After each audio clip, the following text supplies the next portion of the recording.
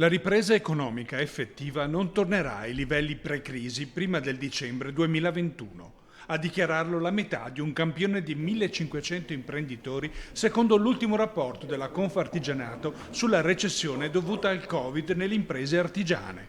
Poco più della metà degli intervistati dichiara di aver perso più del 25% del fatturato. Il 76% dichiara che la continuità aziendale rappresenta l'obiettivo principale, motivo per cui in questa fase è determinato a resistere.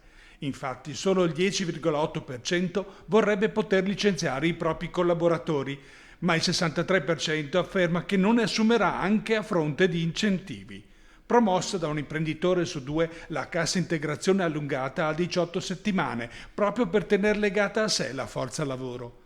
Anche gli investimenti restano al palo. Un imprenditore su due li ha congelati o vi ha rinunciato definitivamente.